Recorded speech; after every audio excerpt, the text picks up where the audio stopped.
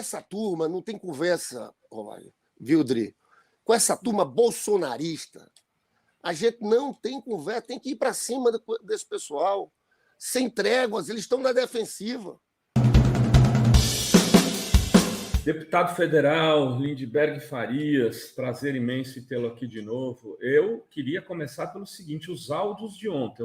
Os áudios de ontem, para mim, assim, completam um pouco o quebra-cabeça. Começa a ficar... Se já estava claro para a gente, Lindbergh, acho que agora começa a ficar comprovado, ou eu estou enganado? Não, eu acho que você está certíssimo, Rovai. Eu acho que a gente tem que montar logo essa CPI. Eu já começo a sentir aqui que os deputados da base bolsonarista estão querendo recuar. É um movimento claro de recuo nesse momento. Porque eu acho que se a gente instala a CPI, depois desses áudios, Dri e Rovai, eu acho que a gente vai ter condições de caminhar sobre a autoria intelectual da tentativa de golpe, que para mim não resta as dúvidas que Bolsonaro estava por trás de tudo. Mas se a gente quebra o sigilo telefônico, telemático, do tenente-coronel Mauro Cid, do coronel Elcio Franco, do ex-major Ailton Barros, é aquele entorno, na verdade, eles todos estavam tramando um golpe. E eu acho que a gente vai ver as pegadas claras do Bolsonaro. Eu acho que o eixo da CPI tem que ir em cima dos financiadores dos atos, mas também dessa autoria intelectual. Você sabe que o celular do Bolsonaro já foi apreendido naquela última busca e apreensão feita pela Polícia Federal. O celular dele e o celular da Michelle Bolsonaro. Então, eu acho que uma CPI agora é muito importante para a gente dar luz a todo esse processo. E funcionaria, você sabe, tem as investigações comandadas por Alexandre de Moraes, que tem sigilo, que tem uma linha de investigação, essas nossas funcionariam em paralelo. A gente já poderia começar a instalação da CPI com a quebra de sigilo desses três personagens: Coronel Elcio Franco, Tenente-Coronel Mauro Cid e o ex-major Ailton Barros. Vai. Não, então, aí tenho lido notícias aí, informações de que o governo está querendo também aproveitar esse momento para recuar na CPI, Lindbergh. Conhecendo você, eu acho que você não concorda com essa estratégia, né? Não, eu acho que é um erro total. Nós não podemos fazer isso, tá? A gente acabou, no momento, naquele momento inicial, ao não optar pela CPI, dando discurso para essa turma bolsonarista, como a gente tivesse algo a esconder. Agora, pessoal, está tudo ficando muito claro. São novos fatos que envolvem diretamente os principais assessores de Bolsonaro com a trama golpista. Não dá para ficar recuado numa situação como essa. A gente interessa a CPI a gente. Nós vamos ter uma maioria sólida de 32 membros, nós vamos ter entre 20 e 22 membros nessa CPI. Foram eles, a gente sabe, foram eles que fizeram tudo aquilo. Tem uns atos preparatórios. Então, veja, eu acho que é um equívoco. Eu até agora não fui informado dessa posição. Custo acreditar, porque seria uma situação de defensiva política, quando, no momento, nós temos que ir para a ofensiva política em cima do Bolsonaro. A disputa, por mais que tenha acabado as eleições e nós vencemos, nós sabemos que o bolsonarismo tem força. Eles estão aí. A disputa somos nós de um lado e eles. E nesse aspecto da tentativa de golpe, eu acho que o nome dessa CPI tem que ser a CPMI do golpe. A gente tem que martelar esse nome. E tem que ir para cima.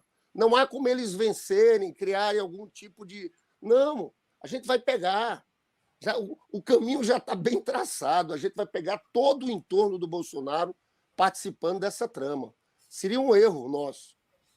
Agora, o que estão dizendo aqui que o governo queria aprovar antes o arcabouço fiscal. Por isso seria... Que é outro tema, né? Que eu quero saber se o Lindbergh está tão ansioso assim para aprovar esse arcabouço. Ai, gente, vocês conhecem, já sabem as minhas preocupações. Eu acho que o centro para nós, nesse momento, é colocar a economia para crescer e gerar empregos, né? E nós temos um armadilho. O Lula pega a presidência da República, uma armadilha em curso, né? Um Banco Central autônomo, e a gente viu o seguinte: a economia no ano passado cresceu 2,9%, mas foi 1,3% no primeiro trimestre, 0,9% no segundo trimestre, 0,3% no terceiro, e no quarto, menos 0,2%, ou seja, a economia caindo. Taxa de juros lá em cima. Na verdade, eu estava vendo a ata do Copom, dessa última reunião do Banco Central, né, que eles mantiveram a mesma taxa de 13,75%, mas isso significa elevação dos juros reais, porque a inflação está caindo. A inflação no Brasil está desabando. Então, num momento como esse, Rovai, para mim, o fundamental é o crescimento econômico. E a política fiscal, nesse sentido, é muito importante. Eu lembro daquela crise econômica mundial que houve em 2009 e 2010.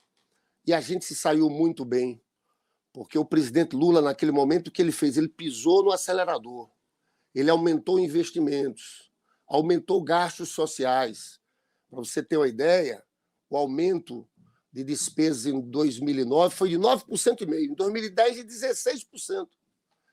E não necessariamente você aumentar a despesa, você aumenta a relação dívida-PIB. Pelo contrário, naquele período caiu, porque a economia brasileira estava crescendo. O meu medo com esse arcabouço é que eles travem muito o governo, principalmente porque o relator, Carlos Cajado, o que tem falado aí, ele vai piorar muito o arcabouço, vai colocar travas, que vão ser travas que podem trazer, na minha avaliação, um prejuízo para o governo do presidente Lula. Eles estão querendo retomar uma coisa que é contingenciamento bimestral.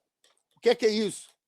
Como o Haddad estabeleceu a meta de resultado primário, déficit primário zero em 2024, se a gente não aumentar muito receita, com esse contingenciamento bimestral, eles podem, em fevereiro, ter que fazer um corte grande em vários programas sociais, investimentos, justamente no momento que a gente precisaria acelerar a economia, porque nós estamos numa situação de estagnação econômica, né?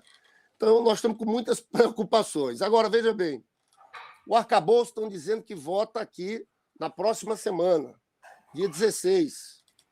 Ou seja, não é incompatível, você vota o arcabouço e monta a CPI, né? Monta a CPI no dia 17, ou na quarta-feira, ou na quinta-feira, dia 18, instala, elege o presidente, o relator, e começam os trabalhos. Eu vou defender isso. Eu acho qualquer proposta de recuo um erro total, porque com essa turma não tem conversa, viu, Dri? Com essa turma bolsonarista, a gente não tem conversa, tem que ir para cima desse pessoal, sem tréguas, eles estão na defensiva. Está vendo aqui todo mundo falando, agora eu conversei com um deputado aqui que disse que o Bolsonaro tem chorado muito. Falado Chorou muito na Jovem Pan, inclusive. Está chorando muito. Está com medo de ser preso, porque são muitos elementos. Olha, esse inquérito do Alexandre Moraes, ele quebrou o sigilo de muita gente. Ao quebrar o sigilo de muita gente, vão surgir inquéritos filhotes, né? Já tem um inquérito que é sobre a rachadinha do cartão corporativo comandada pelo tenente-coronel Mauro Cid, né? Eles pegaram a partir da quebra de sigilo dos atos antidemocráticos. Eles começaram a ver, fizeram uma investigação e eles faziam desvio de cartão corporativo, pagaram até a conta da Michele Bolsonaro. A Michele Bolsonaro usava um cartão de crédito de uma amiga. Olha que história. Isso aqui é uma só. O outro filhote é esse da vacina, né? Da fraude do cartão de vacina. E vão surgir muitos outros.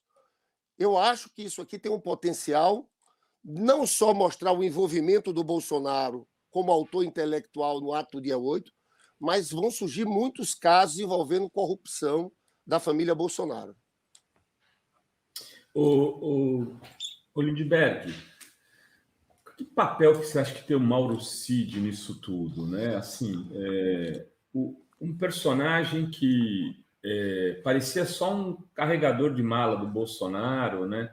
Parecia um cara que só ficava ali fazendo filminho, Mas agora a gente vê que, por exemplo, entre outras coisas, eu fiz um Fala Rovai falando aqui esses dias sobre isso, me chamou muito a atenção o fato de ele ter esses $30 mil na casa dele, aproximadamente $30 mil. 35 mil dólares. Encontrado em dinheiro vivo na casa dele. Sendo que a IAPF descobre que ele pegou esse dinheiro dias antes do Bolsonaro voltar dos Estados Unidos. E ele foi para Viracopos, em Campinas, para ir para Miami e voltar. Quer dizer, e ainda não se sabe se ele declarou ou não esse recurso. Se não declarou, como eles mesmos adoram falar, pode ter vindo na cueca.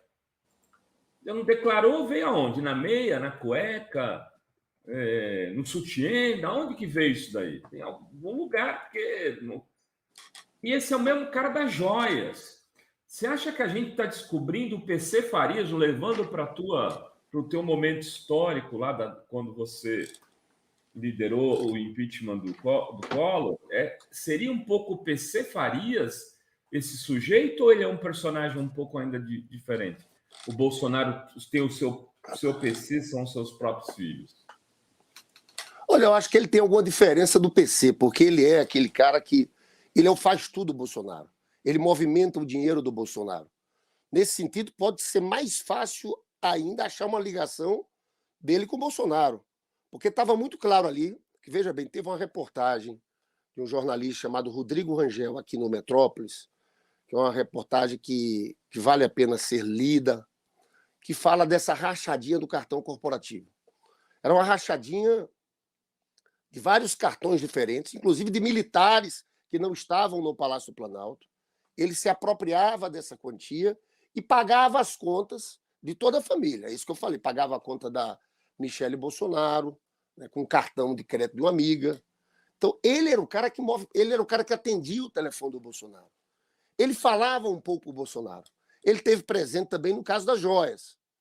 O ofício para retirar lá de Guarulhos as joias lá na Receita foi assinado por ele. Ele estava no telefone com aquele oficial que tentou botar ele, o tenente-coronel Cid, para falar com o representante dele da Receita, que não aceitou. Mas ele também é um elemento de ligação com agentes da extrema-direita, né?